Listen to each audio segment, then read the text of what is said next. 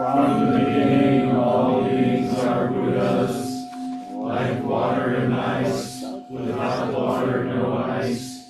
Outside us, no Buddhas. How near the truth, yet how far we seek. Like a boy in water, crying, I thirst. Like the son of a rich household, wandering poor on this earth. We endlessly circle the six worlds. The cause of our sorrow is ego delusion. From dark path to dark path we've wandered in darkness. How can we be free from the wheel of samsara? The gateway to freedom is Zazen Samadhi. Beyond exaltation, beyond all our praises, the pure Mahayana. Observing the precepts, repentance and giving, the countless good deeds and the way of right living, all come from Zazen. Thus one true Samadhi extinguishes evils. It purifies karma, dissolving obstructions. Where then are the dark paths to lead us astray? The pure lotus land is not far away. Hearing this truth, heart humble and grateful, to praise and embrace it, to practice its wisdom, brings unending blessings, brings mountains of merit. And if we turn inward and prove our true nature, that true self is no self, our own self is no self, we go beyond ego and past clever words. Then the gate to the oneness of cause and effect is thrown open. Not two and not three, straight ahead runs the way. Our form now being no form, in going and returning we never leave home. Our thought now being no thought, our dancing and songs are the voice of the Dharma. How vast is the heaven of boundless samadhi. How bright and transparent the moonlight of wisdom. What is there outside us? What is there we lack? Nirvana is openly shown to our eyes. This earth where we stand is the pure lotus land. And this very body, the body of Buddha.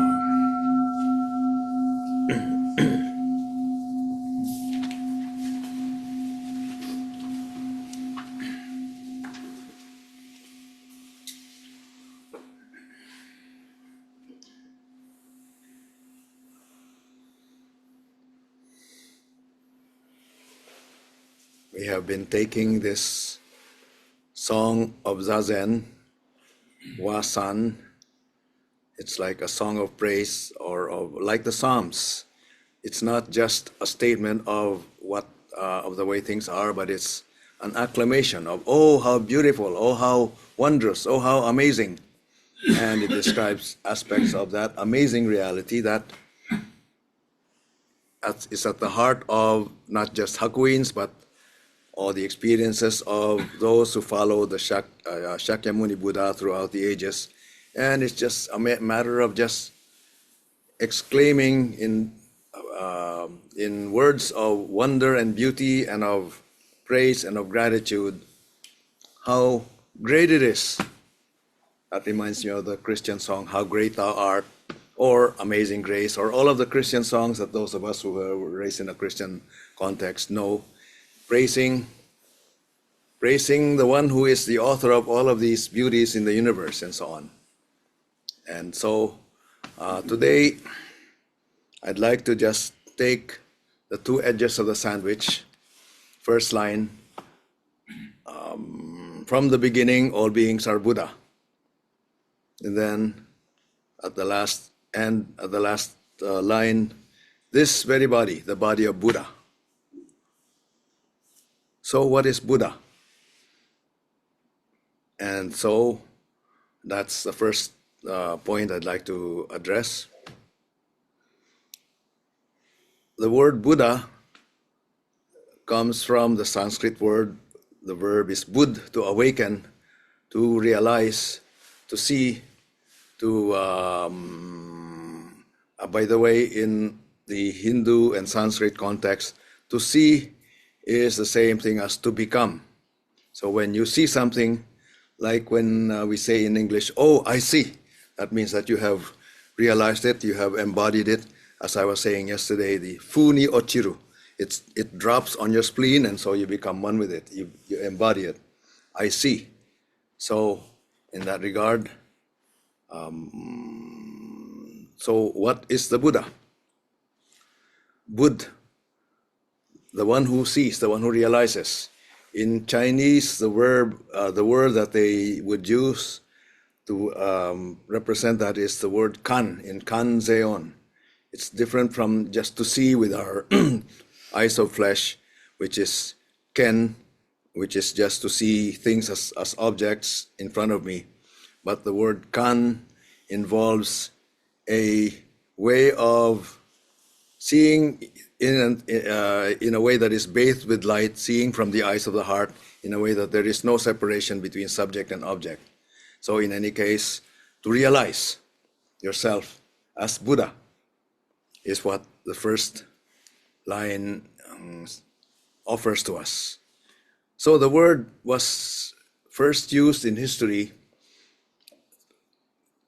naming a person who had been the son of a ruler who had big questions in life, and then he went through a 6-year, so he left his social class, he left his riches, and became a wandering mendicant, and for 6 years he was searching for that which would satisfy his heart's longing.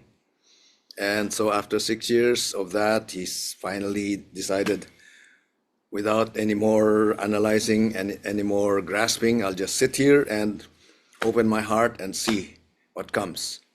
And lo and behold, on the morning of the 8th day of the 12th month, in Chinese, pronounced in Japanese way, Rohatsu, it dawned on him, literally, what that was. And so he felt such bliss and joy and such gratitude. Now I know why I was born on earth, to realize this. And now there's nothing that can be taken away from me, because there's nothing to take anyway. And so he felt he could stay there for the rest of his life. And he did so for some time, maybe a few days or so. And until something tugged him. Now you're just alone here, relishing this beauty and this goodness and this infinite joy. How about all of those others?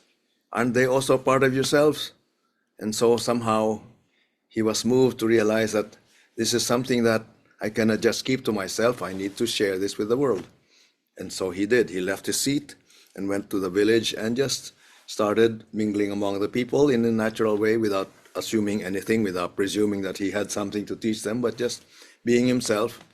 And in just relating in very usual human ways, people noticed a sense of equanimity, a sense of inner peace, a sense of openness of heart, a sense of loving compassion in him, that they felt warmly close to him, and they approached him and they became easily very deeply connected as friends and acquaintances. And so people began to ask him, what are you? Are you some divine being? Are you some God that came down to earth to show us something? And so he said, no, I'm not a God. I'm not anything special. I'm just the same human being like you. But I'm awakened. Buddha. That's when it was first used. And so that's what they used to refer to this person who was awakened, the Buddha. At that time, it was a word with a small b. Bud in a small b. Awakened. I'm awakened. And you too can be awakened. Nothing special about it. It's really what you are, right from the heart. The heart of you is really meant for that. So that was an underlying aspect of his message. And so it became formalized later on in the Mahayana with the doctrine, or with the statement, all sentient beings are endowed with Buddha nature. Simply saying, everyone who is aware or who is conscious, whether you're human or other than human, you are you have the capacity of awakening to the fullness of who you are. All sentient beings are endowed with Buddha nature. That became a very fundamental principle of the whole Buddhist tradition. So, from the beginning, all beings are Buddha. Hakuin is simply restating that. And so with that, we are also invited to consider, am I too a Buddha?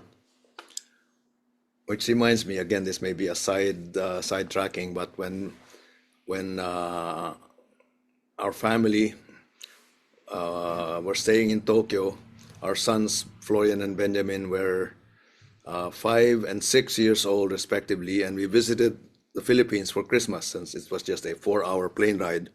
And so my brothers and sisters had their own children, and so all in all, my father had 16 grandchildren before our sons came, and I was the last one to get married, and so my sons were the youngest of the crowd. The next to the oldest one was about 5 or 6 years older than Florian. So in any case, they saw the cousins mingling and having fun, Christmas celebration. And Benjamin really saw that, and he was attracted, and he asked his mother, "Mama, am I also a cousin?"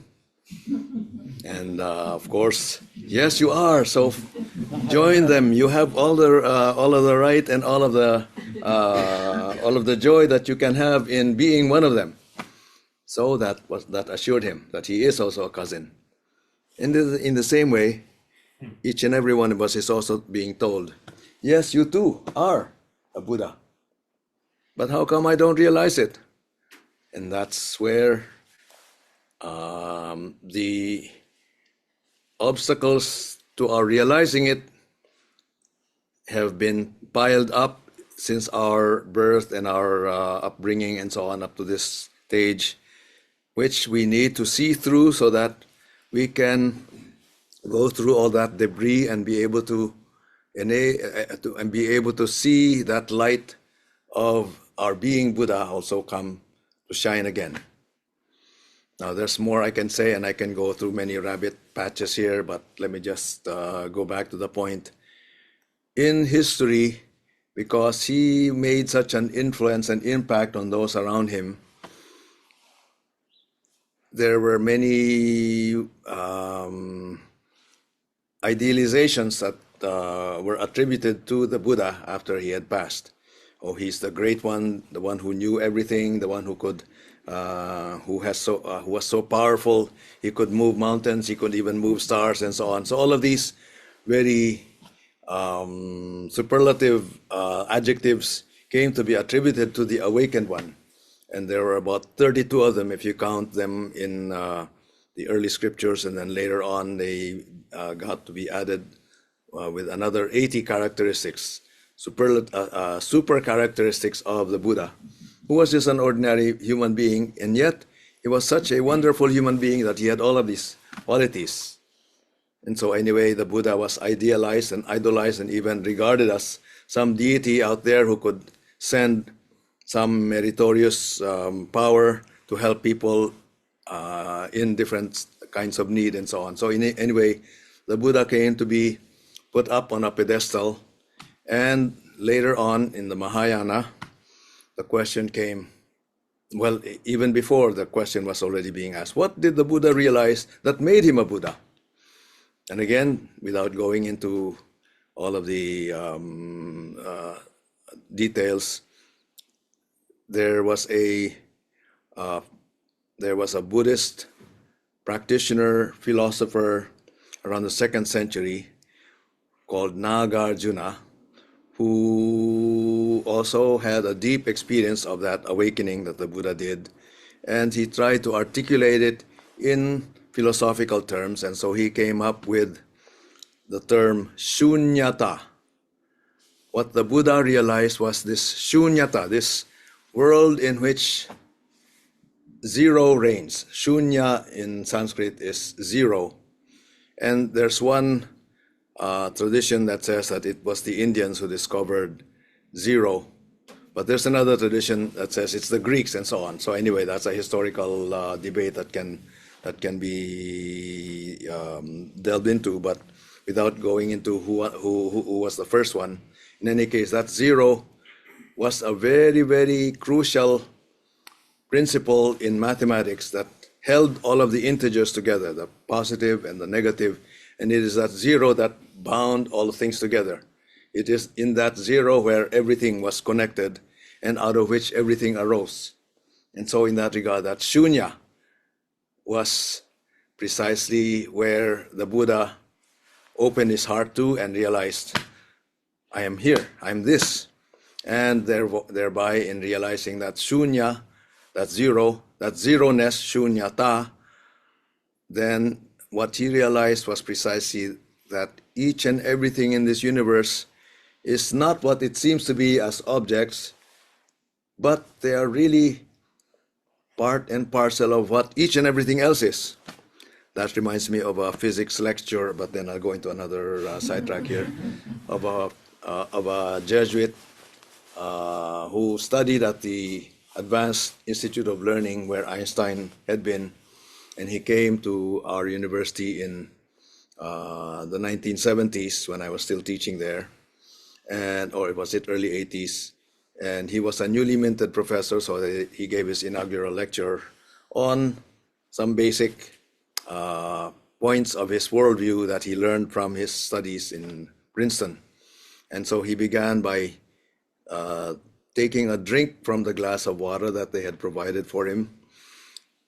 My lecture over the next 45 minutes or hour or so can be summarized in saying that this glass of water which you saw me drink from is not really this glass of water that you think it is. In fact, it is made up of everything else in the universe, and that's what makes it this glass of water. And this glass of water is precisely because everything in the universe is what it is. So with that, I somehow intuitively got a sense of what he was saying, because I had already been practicing Zen for several years, and I heard that lecture. Makes sense. From science, it's also being affirmed, that interconnectedness of each and everything. So he went on with his lecture, but I got lost in the second or third mathematical formula. So I just focused on that initial insight and just savored it, that each and every one of us is made of each and everyone else. And so the word emptiness does not mean that it's all zilch, it's all zero, but zero in that sense of the holder of all of the integers. But it means that whatever is intertwined with and interdependent with each and everything else that is. And so in Nagarjuna's terms, that's what the Buddha realized. To realize that the universe is a circle of interdependence, that where each and every one of us belong and each and every one of us make who each and every one else is. And to realize that really frees us from this little self that wants to stand out, that wants to have more power over others, who wants to really be known and be adulated by others and so on. That all becomes just paltry when we realize that we are already all that we can ever want in our hearts. Buddha. What we are earnestly longing in our hearts is that vast,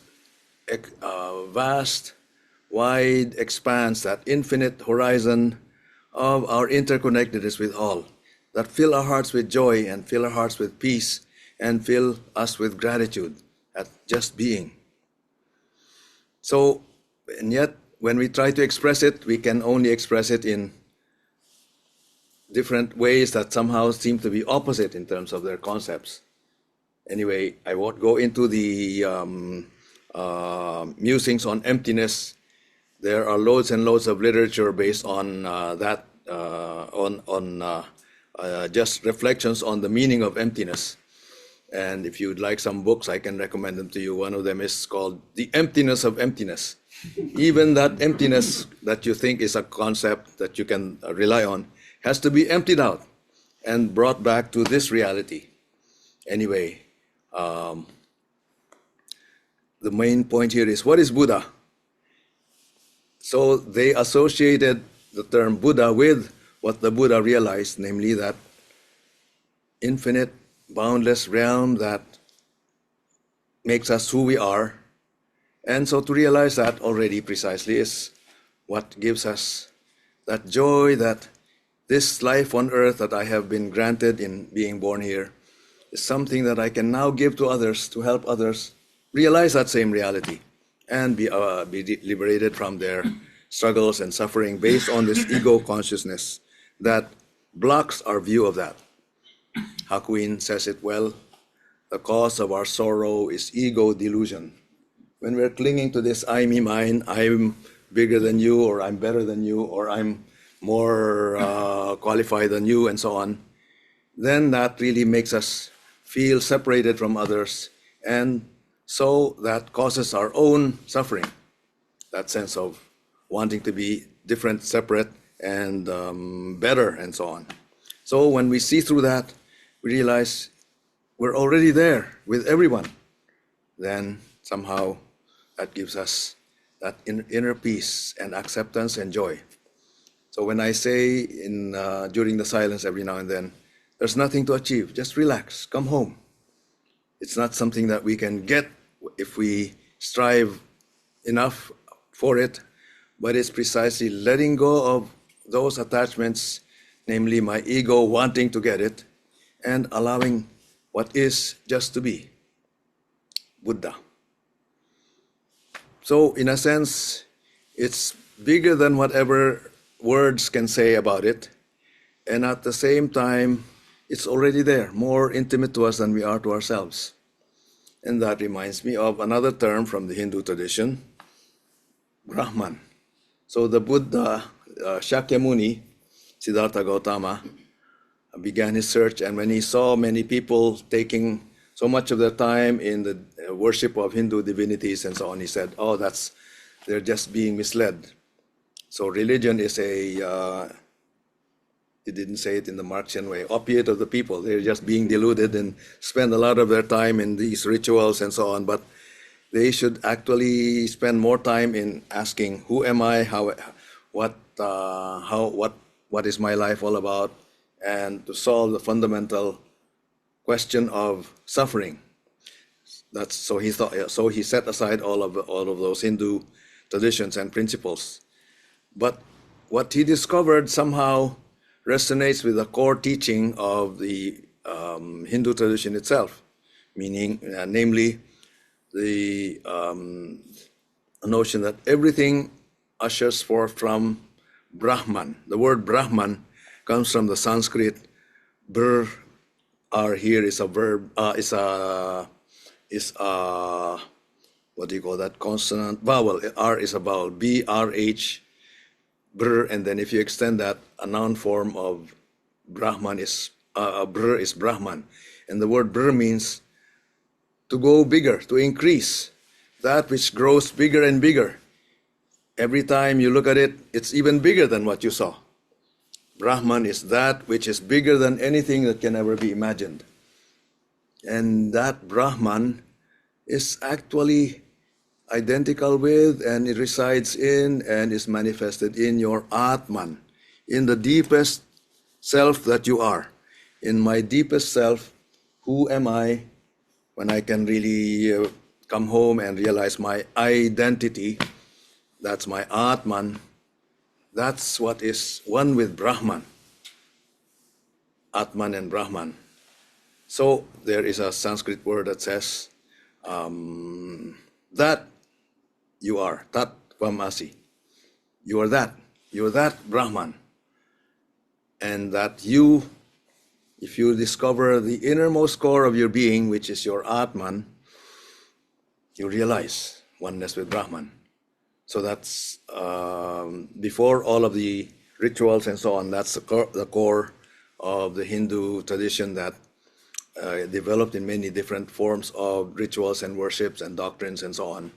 But the word Atman, by the way, also has some relation with the breath. It comes out in the German word Atmen, which means to breathe. So that the Sanskrit word Atman, by the way, there's a lot of noted influence between European languages and Sanskrit. So in any case, this is one word. In German, atmen means to breathe.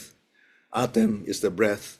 So the atman really, which became a word for the true self, the deepest, innermost self of the human being, wherein we're all one.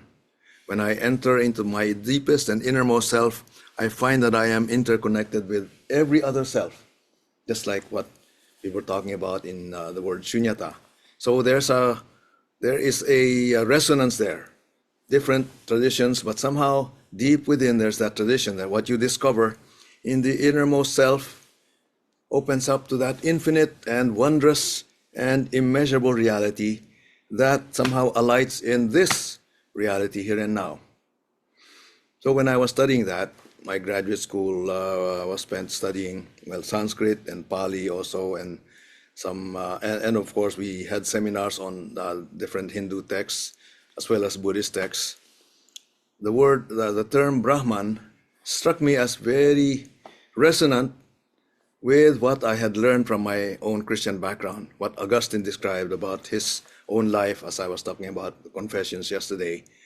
He had been searching for that inner peace that would get him out of that turmoil that brought him to all of these relationships, and his ambition to be an orator that would be acclaimed by everybody, his ambition to go in the ranks of the Roman hierarchy and so on. And he realized all of that was really a paltry set of desires when he realized the fullness of heart, when he discovered the divine. And so he described that which he had realized as that than which nothing greater can be thought, but which is also more intimate to us than we are to ourselves. He writes that in his Confessions.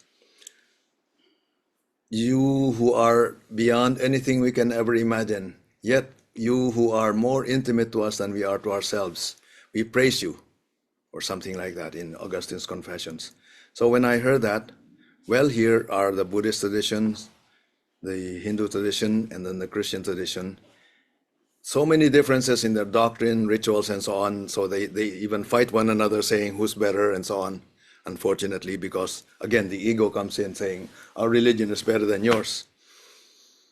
That's why Josh was just singing Imagine this morning on his piano, one of the things that we can do when we lodge together. So thank you for that rendition, Josh. And one of those lines was John Lennon saying, no need for fighting, all brotherhood of man and woman, and no religion too, because religion is a cause of so much conflict and so much hatred among human beings, unfortunately.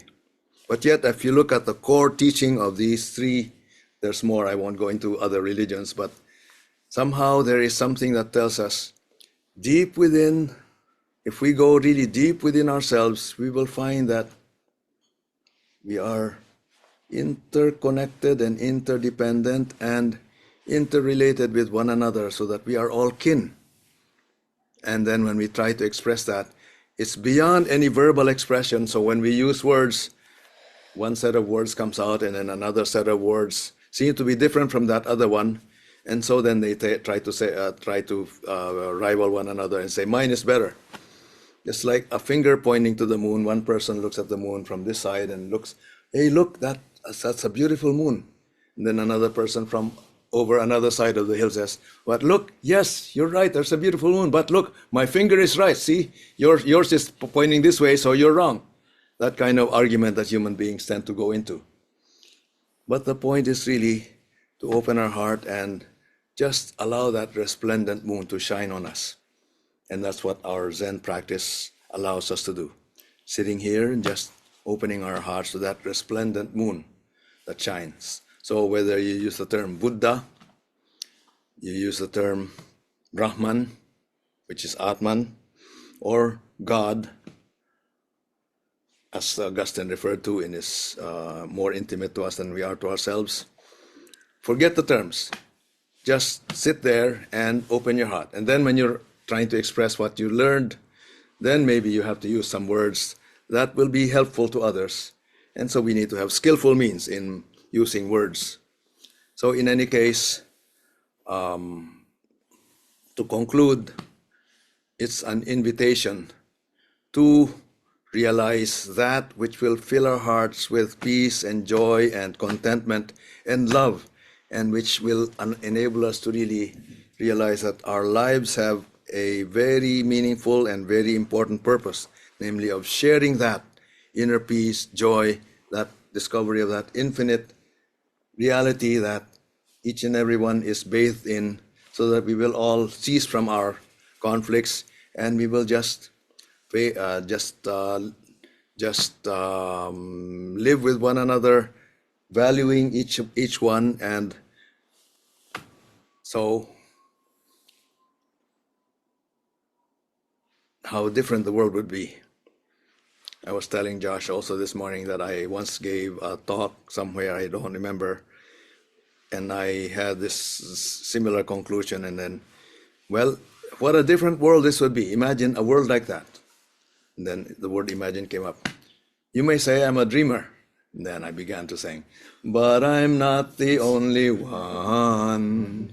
I hope someday you'll join us, and the world will be as one. Dun dun dun dun dun dun dun. End of talk. Thank you. Take a couple of minutes to just sit and taste that. Oh, I forgot. This very body. So what we're looking for is not out there, but if we really allow ourselves to enter deep in our inner being, we realize it's right here, in this very body. So that's Hakuin's hint. So this bodilyness of ours is the vessel that contains all of that. So let us value this and allow it to take us to that deepest place, and then return to this body and let it be expressed here. A couple of minutes of silence.